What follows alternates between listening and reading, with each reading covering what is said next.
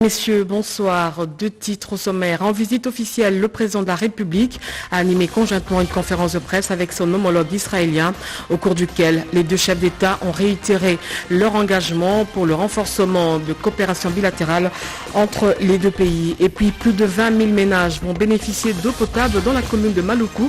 Le gouvernement de la République met les bouchées doubles pour la desserte en eau potable dans cette partie de la capitale. Le ministre du Développement rural est descendu sur le terrain pour s'imprégner de l'avancement des travaux. Mesdames, Messieurs, bonsoir et bienvenue aux 20h. À l'issue de leur rencontre, les deux chefs d'État, Isaac Herzog et Félix Tshisekedi, ont animé conjointement une conférence de presse au palais présidentiel d'Israël.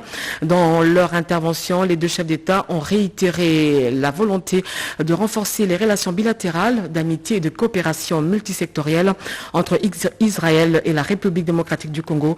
C'est un reportage de Pierre Kibambe-Sobri. À l'issue de leur rencontre au palais présidentiel d'Israël, les présidents Félix-Antoine Tshisekedi Tshilombo et Isaac Herzog ont animé une conférence de presse au cours de laquelle les deux chefs d'État ont circonscrit le devenir d'excellentes relations bilatérales entre la République démocratique du Congo et Israël. C'est un rapprochement qui relève de la divinité, a martelé le président congolais qui a d'entrée de jeu remercié le peuple israélien pour l'accueil chaleureux qui lui a été réservé, ainsi qu'à sa délégation.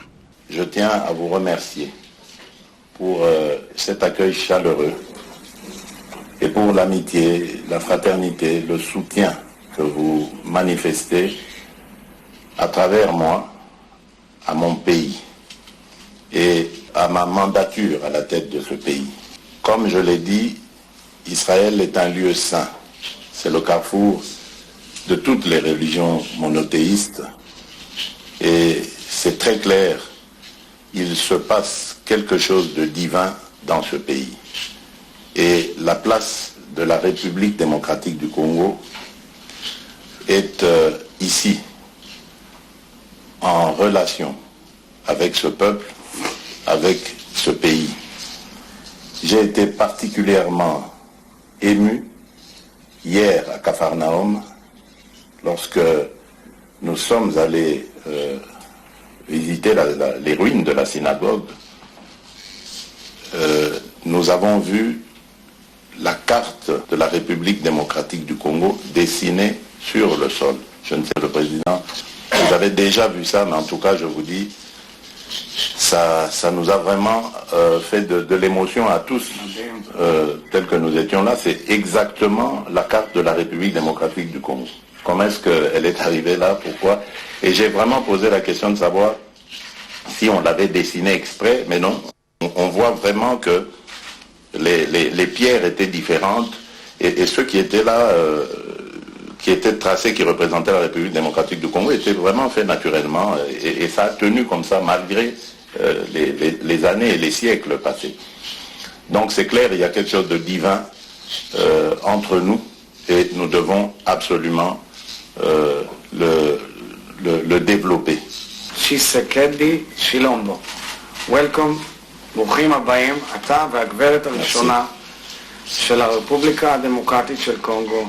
Intervenant le premier, le président Isaac Herzog a souhaité la bienvenue à son hôte de marque, non seulement dans l'État d'Israël, mais aussi dans la capitale éternelle d'Israël, Jérusalem, l'endroit où la Bible a pris vie, a-t-il souligné. Et de poursuivre. Votre pays, la République démocratique du Congo, s'est comporté autrement. Vous avez été des pionniers dans la restauration de relations avec nous et vous avez été à nos côtés.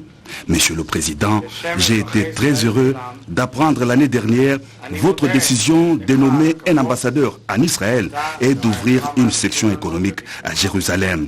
Et je ferai tout mon possible pour aider Israël à rouvrir son ambassade dans votre capitale Kinshasa. Fin de citation.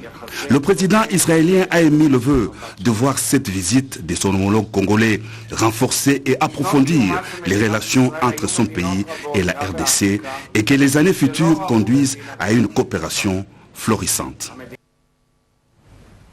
En visite d'État dans la ville de Jérusalem, le couple présidentiel a visité le mémorial de la Shoah, un lieu incontournable de l'identité de l'État hébreu. Il retrace les atrocités et les souffrances des Juifs face à la tragédie humaine causée par les nazis lors de la Deuxième Guerre mondiale. Un commentaire de Pierre Kibambe-Soumoué. Le mémorial de la Shoah à Yad Vashem, à Jérusalem en Israël, a connu une ambiance toute particulière le mercredi 27 octobre 2021 avec la visite du couple présidentiel de la RDC en séjour en Israël. En ces lieux érigés en mémoire des victimes de la Shoah, les génocides du peuple juif perpétrés par les nazis pendant la Seconde Guerre mondiale, le chef de l'État et son épouse, la distinguée première dame Denise Nyakero Tshisekedi, se sont fait présenter des objets, images et films sur les atrocités causées par l'homme sur d'autres êtres humains. En pénétrant dans ce lieu, on est tout de suite saisi par l'intensité de la tragédie dont il conserve pour les survivants, les vivants et les générations à venir un souvenir poignant. On est saisi par l'industrialisation de la haine et de la violence orchestrée contre un peuple. Très ému, le chef de l'État, Félix-Antoine Tshisekedi Tshilombo, a qualifié l'Holocauste juif d'un moment le plus sombre du XXe siècle. Plus jamais ça, c'est en substance les mots qu'il a consignés dans les livres d'or du mémorial de Yad Vashem.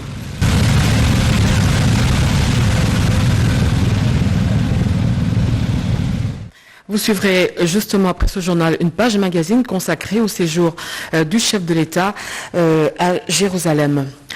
Et puis, le premier vice-président de la Chambre haute, basse plutôt du Parlement, Jean-Marc Kabound, s'est entretenu avec la délégation de la société Valornet. Dans leur échange, le délégué du comité de gestion de cette entreprise a fait un plaidoyer auprès de Jean-Marc Kabound sur la nécessité de moderniser le trafic routier à Kinshasa qui pourra résoudre sans doute les embouteillages récurrents dans la ville. Regardez. Par Olivier Mbondo Kabea, la délégation de la société Valornet ex-Sentel RDC a été reçue par le premier vice-président de l'Assemblée nationale, l'honorable Jean-Marc Kabound dans son cabinet de travail. Ce comité de gestion est venu faire un plaidoyer auprès du premier vice-président de la Chambre basse du Parlement sur la nécessité de moderniser le trafic routier à Kinshasa. La société Valornet, une entreprise qui a fait preuve dans plusieurs pays comme l'Afrique du Sud en dégorgeant les routes, ont expliqué à l'élu du Moamba que ce projet concerne l'installation de la signalisation lumineuse à Kinshasa, la fluidification du trafic routier, l'appui technique à la police et à la traçabilité des contraventions routières. Ayant constaté l'intérêt de ces projets qui a rencontré son souci quotidien pour mener une lutte acharnée contre les embouteillages et le manque de courtoisie routière dans la ville de Kinshasa, l'honorable Jean-Marc Kabound a rassuré ses hôtes de son appui et son accompagnement à ces projets d'intérêt général. Et nous avons donc pris l'option de venir le voir pour lui présenter le projet et solliciter aussi son implication. Le projet consiste à installer la signalisation lumineuse dans la ville de Kinshasa. Satisfait de ces entrevues, Olivier Mboudou a indiqué que le premier vice-président de l'Assemblée nationale a promis de joindre ces projets parmi les recommandations que le caucus des élus de Kinshasa avait décidé de proposer au gouvernement afin de voir ces projets se concrétiser. Nouvelle, une délégation des ambassadeurs du Royaume-Uni, des USA et de Norvège a été reçue à la primature par le Premier ministre Jean-Michel Samaloukonde. Au menu des échanges, les préparatifs de la 26e conférence annuelle de l'ONU sur le climat qui va se tenir ce 31 octobre à Glasgow, au Royaume-Uni. Lutter contre le réchauffement climatique dans nos milieux environnementaux, des jeunes des communes de Matete et Lingwala sont déterminés à lutter contre la pollution dans la ville de Kinshasa. L'objectif est de sensibiliser la population à bien gérer les déchets pour le recyclage et l'assainissement de la ville. C'est un reportage de Françoise Bouela et Pompon Oumba. La technique d'approche, c'est le corps à corps. Convaincre son interlocuteur sur le danger de la pollution à Kinshasa. Les gilets oranges ont quadrillé la ville. Lemba, Matete, Lingwala, quelques communes ciblées pour le curage et la sensibilisation. Devant les commerces, ils fuient les poubelles à la recherche des bouteilles comme de l'or. Ces jeunes sont mobilisés par 2 organisations non gouvernementales, CLASEP Ndeko Event, pour le ramassage des bouteilles plastiques dans la capitale. Nous demandons à la population la bonne gestion des bouteilles plastiques. Pourquoi bien gérer les bouteilles plastiques? Parce qu'aujourd'hui à Kinshasa, nous retrouvons tant de caniveaux bouchés. Alors la Bralima a pris cette initiative de soutenir une ONG que nous sommes en finançant ses propres fonds pour que nous puissions lancer ces messages à la population quinoise en vue d'avoir un environnement assaini, sans déchets plastiques, pour protéger notre écosystème, pour protéger notre biocénose. Une fois rassemblées, ces bouteilles seront recyclées pour une nouvelle utilisation. Et puis un communiqué final a sanctionné la fin des travaux de la réunion de l'Union africaine et l'Union européenne à Kigali. Le président du Conseil exécutif de l'Union africaine et vice-président et vice-premier ministre, ministre des Affaires étrangères, Christophe Lutundula, a co-présidé cette réunion qui s'est clôturée le mardi dans la soirée. Un reportage de Doris Mozo et Henri Amouri. La deuxième réunion ministérielle Union africaine-Union européenne s'est clôturée à Kigali sur une note satisfaisante. Les 2 parties se sont résolues avec dynamisme de trouver des solutions aux problèmes des 2 continents. Ils vont travailler sur 4 axes importants, à savoir investir dans la santé, l'accès équitable aux vaccins, diminuer l'écart vaccinal entre l'Afrique et l'Europe. En ce qui concerne la paix et la sécurité, un accent particulier a été mis sur la bonne gouvernance qui rassurera la jeunesse et va empêcher la migration, facteur de beaucoup d'insécurité dans les 2 continents. Un communiqué final a sanctionné la fin de travaux, un élément de base qui permettra au sommet de chefs d'État prévu en début 2022 d'être un franc succès. Le vice-premier ministre, ministre des Affaires étrangères, Christophe Lutundula, président du Conseil exécutif de l'Union africaine, qui co-présidait la réunion, a dit que ce communiqué final constitue une feuille de route, une charte qui va aider à aller vers le réel, un partenariat bénéfique pour les 2 peuples. Je sais que sur la route de l'exécution, le plus grand fardeau, c'est le financement. Rentrons dans nos pays et au sein de nos organisations. Parlons haut et fort pour sensibiliser les décideurs. Le chemin à parcourir est encore long. C'est cette mise en exécution qui donnera davantage de sens à notre engagement et au partenariat Union africaine-Union européenne. Ce partenariat entre les 2 unions sera discuté autant qu'il le faudra pour l'établissement et la hiérarchisation des priorités en construisant des synergies pour une bonne coordination. La 38e session de l'Assemblée parlementaire de la francophonie s'est tenue à Bruxelles. Le ministre de l'intégration régionale y a pris part par visioconférence. Un reportage de Vital Paga.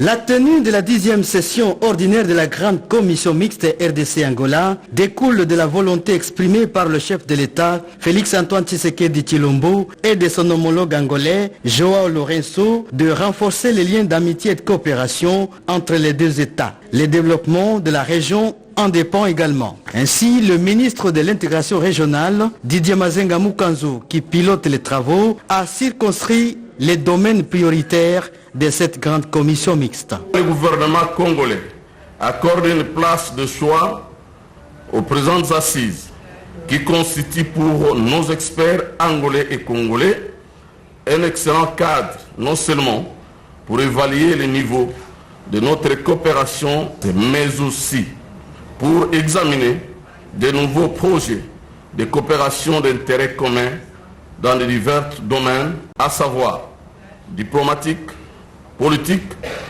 économique, socio-culturel et j'en passe. C'est sur cette note que je déclare ouvert les travaux de la 10e session de la grande commission mixte RDC-Angola. Que vive la coopération entre nos 2 pays La délégation angolaise est conduite par Tété Antonio, ministre angolais des Relations extérieures. La fin des travaux est prévue vendredi prochain et sera sanctionnée par la signature des accords. Et puis la RDC ne devra pas seulement compter sur l'énergie produite par les barrages, elle devra surtout songer à exploiter le potentiel site de production de l'énergie en République démocratique du Congo, car l'énergie contribue efficacement au développement du pays. Un reportage d'Anim Balaka.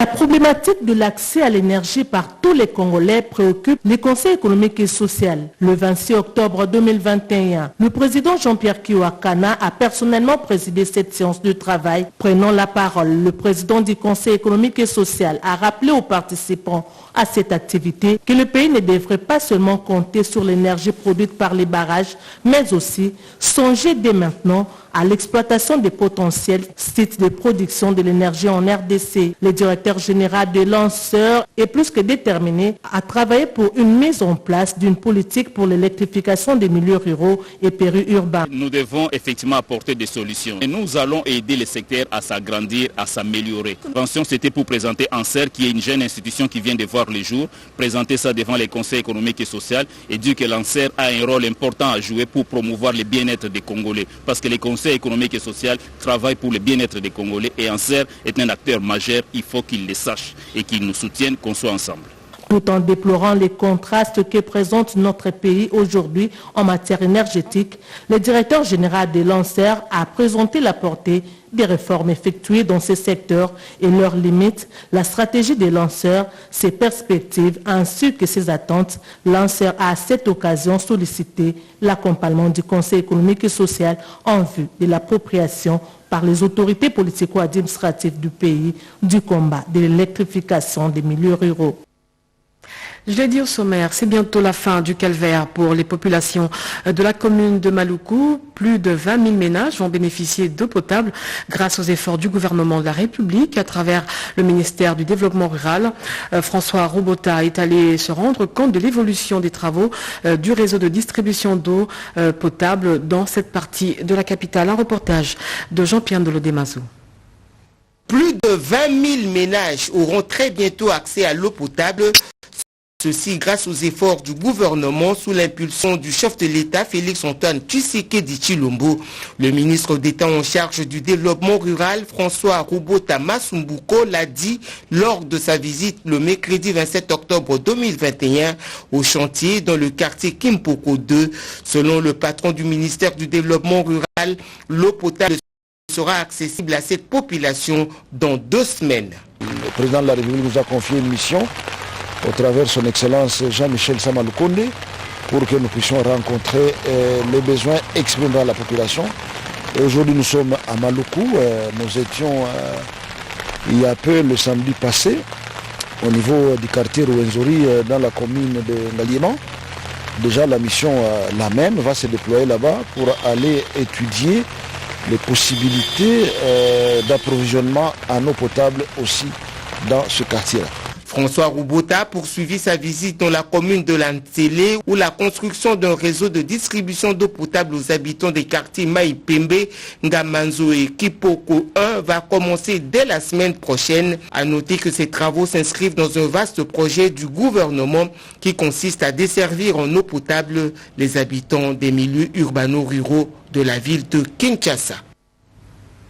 Le ministre d'État en charge du portefeuille, Adel Kaïnda, a entamé des négociations avec la Robank pour que les agents et cadres de la Société commerciale des transports et des ports puissent recouvrer les 207 millions de francs congolais que l'État congolais leur doit. Un reportage d'Angèle Mabiala et Eline Toumba.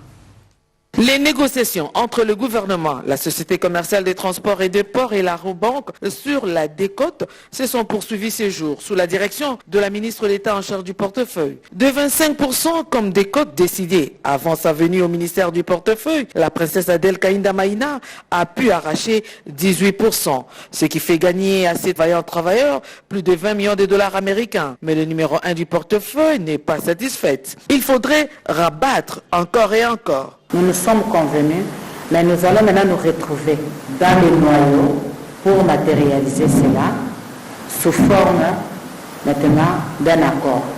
Vous avez compris la cause de la SCTP, que vous serez aussi les artisans de la relance de cette entreprise. En attendant un rabattement, l'intersyndicale ne cache pas sa joie. C'est-à-dire que la SCTP aura gagné beaucoup plus. Donc c'est une bonne chose pour la relance de l'entreprise.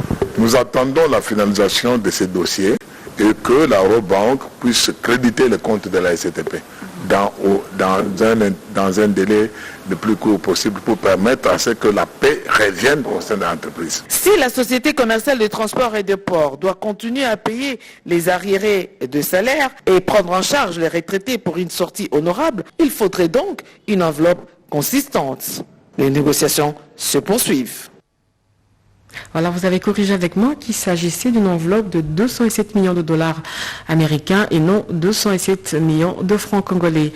Le président du conseil d'administration des lignes maritimes congolaises a séjourné dans la ville de Nairobi, Mombasa au Kenya et dans la ville de Dar es Salaam en Tanzanie. À la tête d'une forte délégation, Lambert Mende Omalanga a échangé avec les autorités diplomatiques, les armateurs et les transitaires en prévision de l'ouverture des bureaux de représentation et du lancement des activités de cette société dans ces pays. Regardez.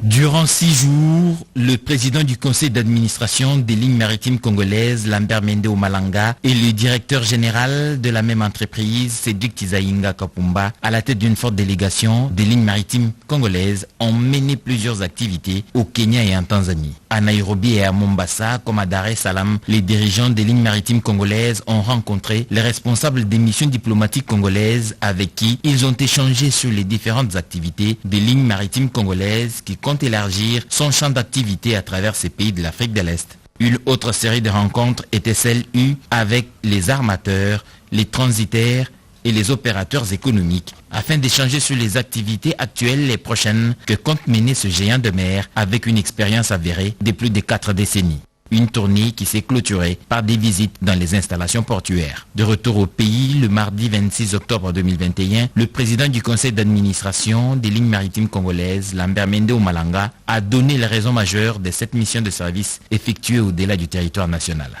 C'est la volonté du chef de l'État et du gouvernement de réouvrir de manière fluide les lignes maritimes qui desservent le commerce extérieur par les ports de transit de ces 2 pays voisins, de façon à ce que nous puissions nous assurer que les navires que nous allons acquérir puissent desservir ces ports de transit. Engagé à être activement présent d'ici 2023 sur tous les ports africains par où transitent les cargaisons congolaises à l'import comme à l'export, FR des lignes maritimes congolaises, réellement un grand transporteur maritime, la direction générale des lignes maritimes congolaises reste déterminée à matérialiser ces projets. Et puis la valorisation et la transformation des ressources minérales en République démocratique du Congo, c'est sous ce thème que s'est clôturé les travaux de la 5e édition de l'alternative Mining Indaba de la RDC, défis et perspectives. Ces travaux sont organisés par SARO autour des délégués des gouvernements nationaux et provinciaux, des entreprises minières, de la société civile et des partenaires au développement. Malumbela. Le challenge de cette 5e édition, c'est réussir les grandes idées qui puissent conduire le pays à construire des chaînes de valeur pour se donner des avantages à tirer de ses ressources naturelles. Les maîtres mots souvent répétés par les panélistes, diversifier l'économie pour ne plus rester prisonnier des caprices et des fluctuations des produits miniers. Transformer qualitativement tout en développant des compétences pour mieux attendre les dividendes, bref, industrialiser sans oublier de relancer les unités de production prospères jusqu'il y a peu. Parmi les intervenants, les représentants du ministère des Mines a énoncé les attentes du gouvernement. La valorisation et la transformation des ressources minérales en République démocratique du Congo, portée, défis et perspectives. C'est le thème central de cette 5e édition de l'alternative Mining Indaba RDC. Je reste persuadé que les échanges qui auront lieu entre experts aboutiront à des recommandations pertinentes est susceptible de converger avec le contenu de la feuille de route. Des recommandations sont attendues à l'issue de ces travaux de la 5e édition de l'Alternative Mining Indaba de la RDC, travaux organisés par l'Observatoire sud-africain pour la gouvernance des ressources naturelles en collaboration avec la coopération allemande et l'agence de l'église norvégienne. Le directeur adjoint du cabinet du chef de l'État a procédé à l'ouverture de la conférence internationale sur l'encadrement du leadership et des initiatives de la femme en République démocratique du Congo, placée sous le thème « Lutter contre toute forme de discrimination dans différents secteurs ». Selon les organisateurs, la femme est appelée à briser le silence. Sylvie Mwembo. Elles viennent de la Guinée-Conakry, de la République démocratique du Congo et du Sénégal pour exprimer leur ras-le-bol et dire non à la discrimination ainsi qu'aux violences faites à la femme. C'est au cours de la conférence internationale ce jeudi à l'hôtel Béatrice sur l'encadrement du leadership et des initiatives de la femme en RDC. Ce forum a connu ainsi la participation de l'ONG Empowering Women International qui a permis aux femmes du monde et de la RDC de prendre conscience et de saisir davantage la portée du partenariat public-privé. Certes, un processus d'autonomisation de la femme africaine.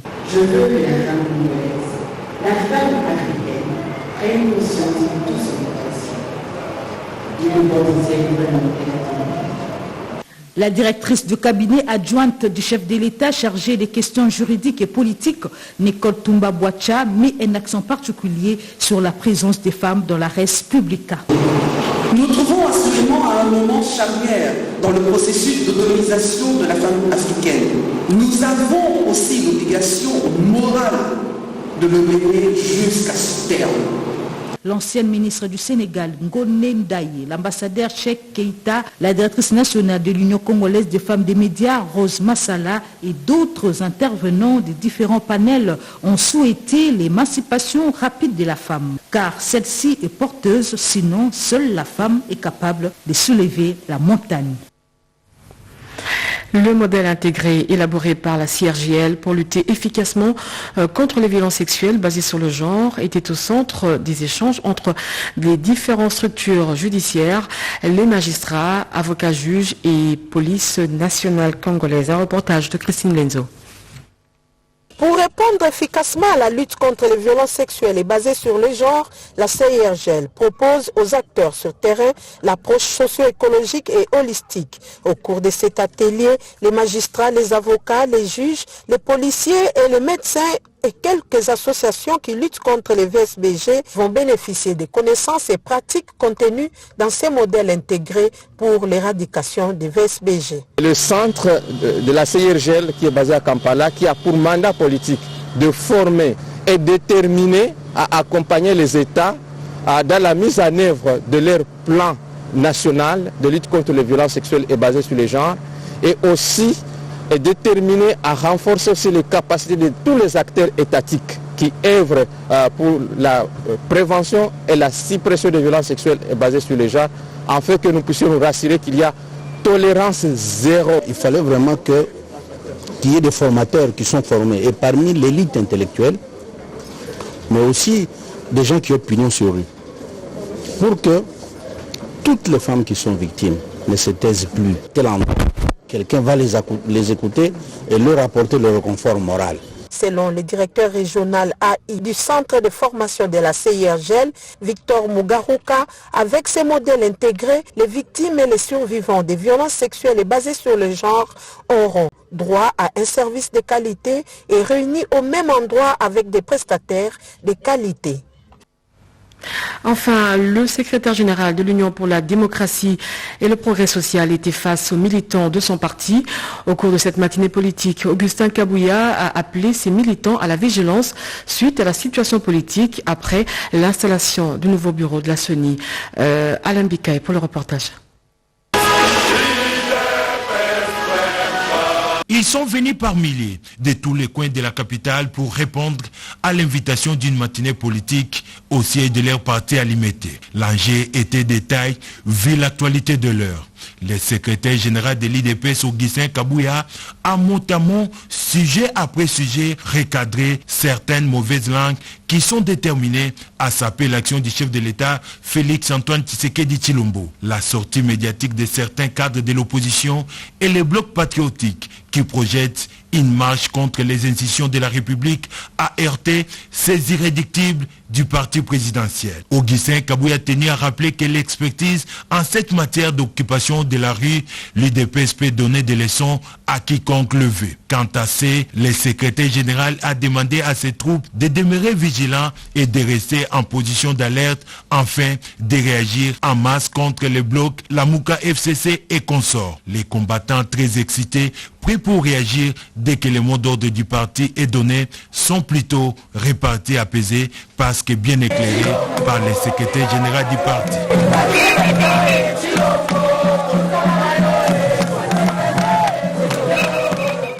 Voilà, c'est la fin de ce journal. Pour ceux qui l'ont pris en retard, le rappel des titres. En visite officielle, le président de la République a animé conjointement une conférence de presse avec son homologue israélien, au cours duquel les deux chefs d'État ont réitéré leur engagement pour le renforcement de la coopération bilatérale entre les deux pays.